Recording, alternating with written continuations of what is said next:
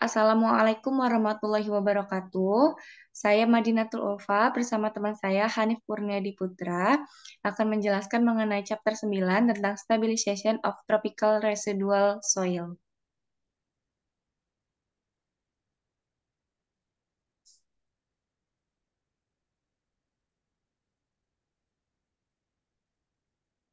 Stabilisasi tanah. Stabilisasi tanah adalah perubahan satu atau lebih sifat tanah baik secara mekanis maupun kimiawi untuk meningkatkan sifat-sifat teknik tanah. Stabilisasi tanah merupakan suatu penyusunan kembali butir-butir tanah agar lebih rapat dan saling mengunci. Dalam stabilisasi kimia, sejumlah stabilisator seperti kombinasi dari beberapa di antaranya telah berhasil digunakan di masa lalu. Pekerjaan yang ada menunjukkan bahwa sebagian besar bahan penstabil ini dapat digunakan untuk tanah residual tropis di jalan konstruksi. Pedoman yang dikembangkan untuk tanah dapat digunakan untuk mencapai stabilisasi tanah sisa tropis. Hal ini telah dibuktikan dalam penelitian di Asia Tenggara. Namun, pengalaman lokal sangat penting untuk penerapan stabilisasi yang berhasil untuk pembangunan jalan.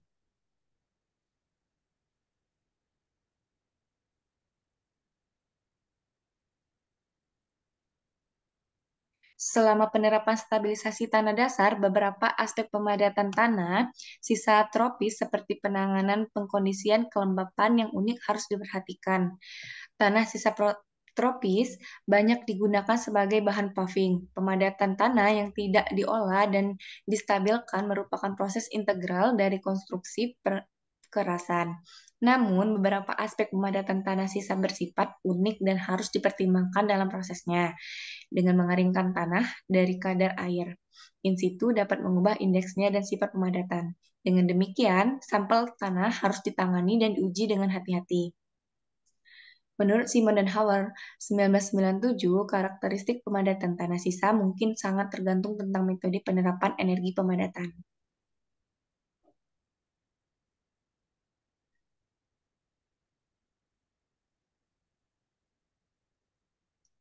Manfaat stabilisasi tanah. Menurut TRL 1993, stabilisasi dapat meningkatkan sifat material dibagi menjadi tiga, yaitu sebagian besar dari kekuatan mereka dipertahankan ketika mereka menjadi jenuh air. Kemudian ketahanan terhadap erosi meningkat.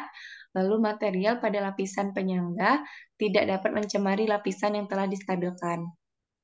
Kemudian modulus elastis efektif dari lapisan granular yang dibangun di atas lapisan yang distabilkan meningkat. Kemudian yang terakhir ada bahan yang distabilkan dengan kapur, cocok untuk digunakan sebagai lapisan penutup atau platform kerja ketika material in situ terlalu basah atau lemah dan pembuangannya tidak ekonomis.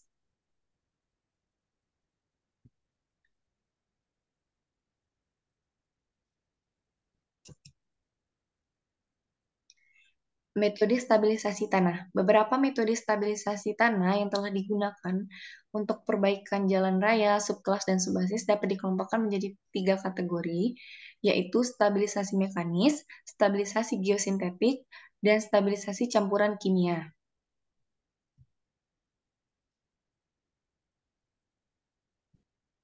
Stabilisasi mekanis.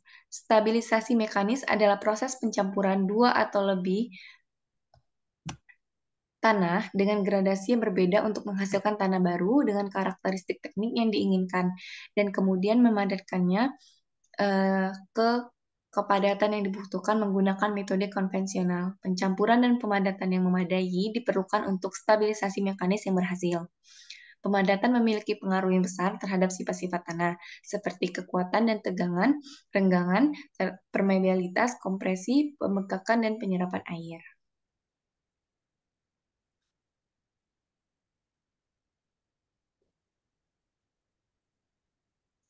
Stabilisasi geosintetik. Geosintetik digunakan untuk meningkatkan subgrad jalan raya selama dua dekade terakhir. Stabilisasi kimia tanah selalu melibatkan eh, perawatan tanah dengan beberapa jenis senyawa kimia yang bila ditambahkan ke tanah akan menghasilkan reaksi kimia seperti stabilitas volume dan kekuatan. Tanah yang berbeda bereaksi berbeda terhadap zat penstabil. Gambar 1 menunjukkan kelayakan yang berbeda teknik stabilisasi yang berhubungan dengan jenis tanah. Dapat dilihat pada slide berikutnya.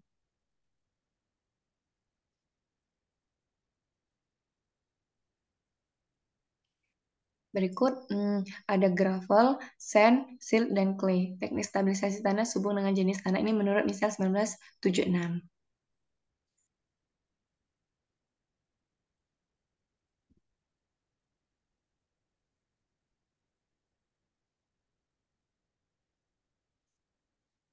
Selanjutnya, stabilisasi campuran kimia. Stabilisasi tanah dengan campuran seperti semen, kapur, bitumen, yayasan di Australia, Amerika, Eropa, India, Afrika, dan banyak bagian dunia lainnya, penambahan stabilisator kimia anorganik seperti semen dan kapur memiliki efek 2 kali lipat partikel tanah liat, tertarik secara elektrik dan berkumpul satu sama lain. Gaya ikatan kimia berkembang antar partikel individu dalam agregasi tersebut. Ikatan kimia tergantung pada jenis penstabil yang digunakan.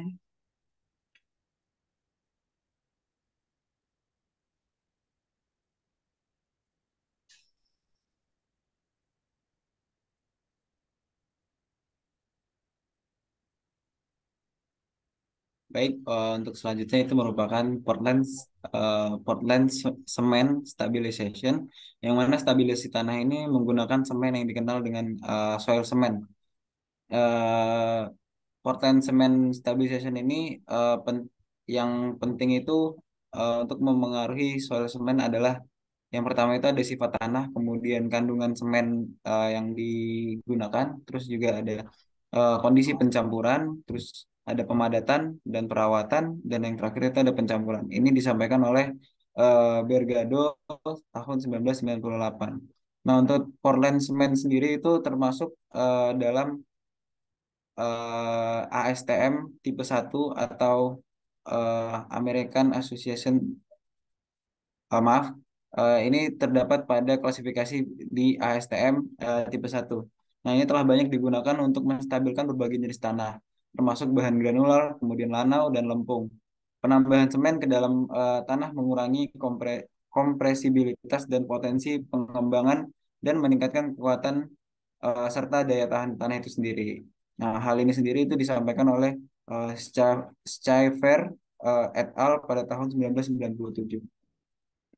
Sejak tahun 1915, lebih dari 160.000 kilometer, itu setara dengan 8 meter dasar perkerasan lebar telah dibangun menggunakan soil cement.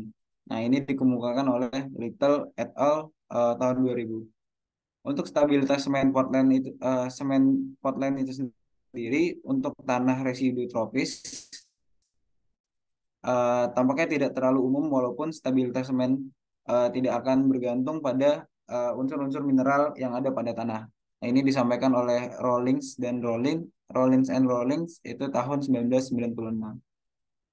Untuk kesesuaian tanah itu sendiri diatur oleh dua faktor, yang mana hal ini disampaikan juga oleh Bell tahun 1993.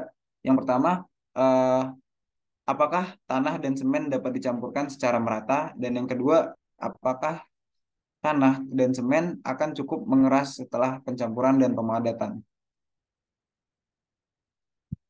Eh, untuk selanjutnya itu ada metode pencampuran dengan fly ash atau debu dari sisa pembakaran batu bara.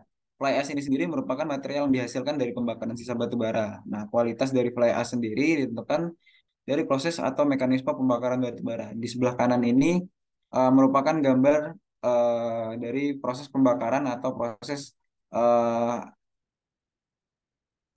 proses pembentukan dari si fly ash itu sendiri. Pertama itu ada chunk of coal atau batu bara dalam bongkahan besar, kemudian batu bara itu dihancurkan yang akan membentuk pul pul pulverized coal. Kemudian dari pulverized coal ini dilakukan pembakaran sehingga eh, material-material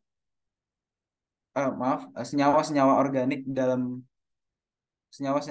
di dalam si batu bara ini tadi hancur, kemudian dia berubah menjadi abu atau debu-debu buat sisa pembakaran batu bara itu sendiri tadi. Nah, untuk pencampuran fly ash pada tanah tropis ini dapat meningkatkan kualitas dari tanah itu sendiri. Nah, pencampuran ini dapat menurunkan potensi pembengkakan atau perekahan tanah pada saat terkena air ataupun terkena cuaca ekstrim seperti hujan deras. Nah, tingkat plastisitas serta kekerasan pada tanah tropis setelah dicampurkan dengan fly ash ini juga meningkat. Hal ini sudah dibuktikan oleh penelitian yang sudah dilakukan oleh para ahli sebelumnya. Pencampuran fly ash, pencampuran fly ash ini sendiri pada tanah dinilai sangat efektif tidak memiliki resiko besar terhadap pengerjaan serta pengelolaannya. Selanjutnya itu ada stabilisasi tanah menggunakan material bituminous dapat mengurangi emulsi dari aspal dan lainnya. Terkhusus untuk material berbutir kasar ataupun material berbutir granular. Karena material ini merupakan material cair atau material yang diinjeksikan ke dalam lapisan tanah yang akan mengisi rongga-rongga yang terbentuk dari eh, material-material berbutir kasar serta yang berbutir granular. Nah, hal ini itu disampaikan oleh Yoder dan Wicak pada tahun 1979. Nah, untuk aspal itu sendiri merupakan bahan yang komponen utamanya adalah bitumen atau bitumen minyak bumi alami atau halus serta kombinasinya. Eh,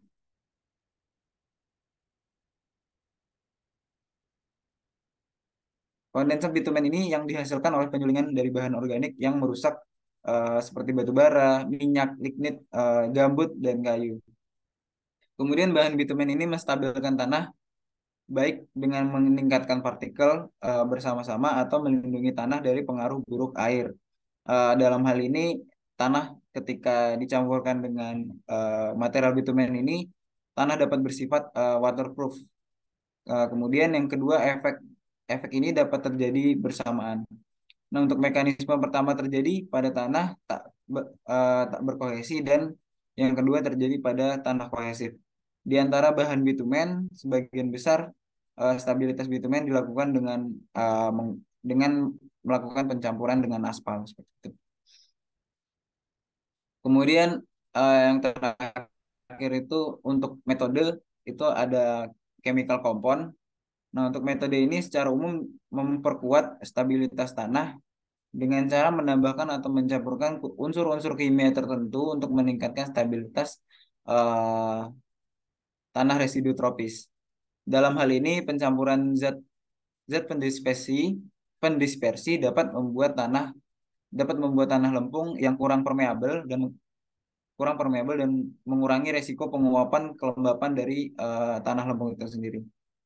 Hal ini dikemukakan oleh Badan eh, Ground Stabilization Service pada tahun 2002. Hal ini mereka juga telah melakukan penelitian sebelumnya. Nah, untuk saat ini produk eh, multi enzimik multi enzimik itu ditawarkan untuk menstabilisasi tanah.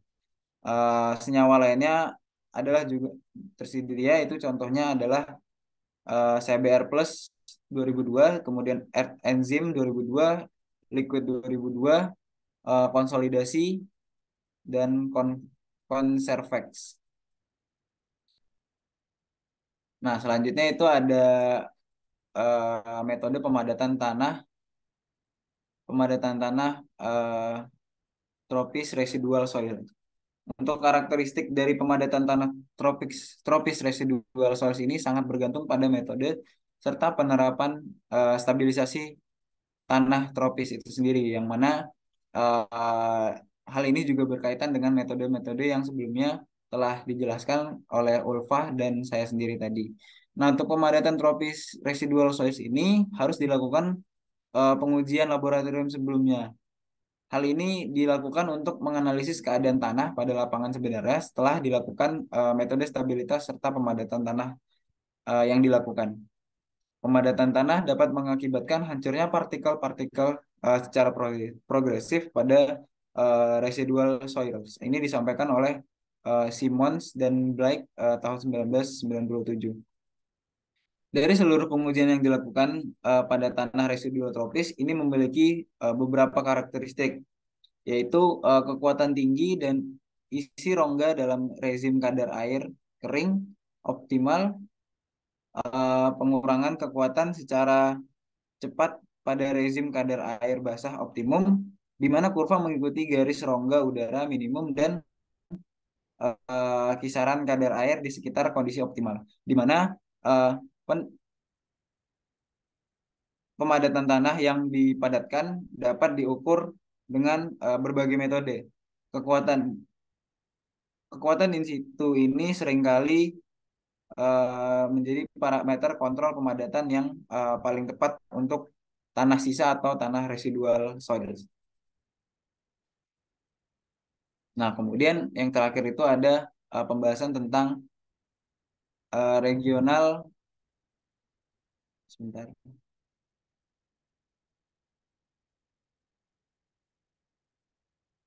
residual research in residual soil stabilization.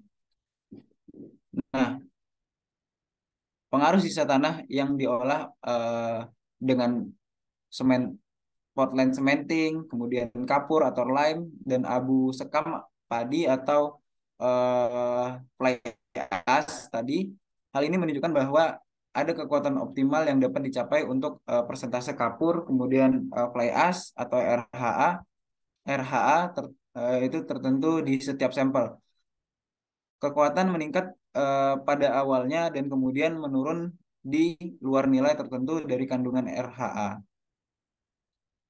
Hal ini menunjukkan bahwa ada kekuatan optimal yang dapat dicapai untuk persentase kapur dan RHA tertentu di setiap sampel.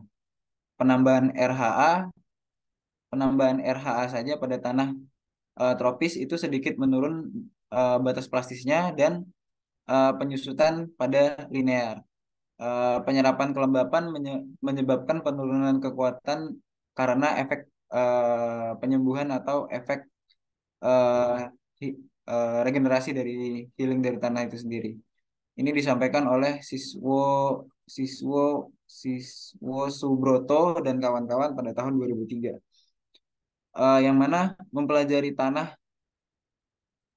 tanah laterit yang stabil untuk digunakan sebagai dasar jalan di Indonesia. Tanah laterit yang berkembang di hutan tropis bersuhu hangat sampai dengan iklim ah maaf bersuhu hangat sampai sedang di iklim tropis. Tanah yang kaya akan oksida, tanah laterit ini merupakan tanah yang kaya akan oksida sekunder besi, aluminium atau keduanya. Nah, tanah adalah salah satu sisa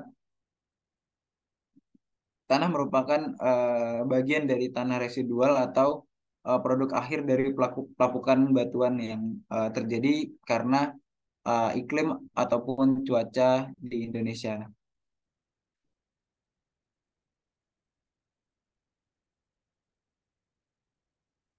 Eh, saya rasa cukup untuk presentasi hari ini. Lebih dan kurangnya saya mohon maaf. Mungkin saya tutup. Wassalamualaikum warahmatullahi wabarakatuh. Terima kasih.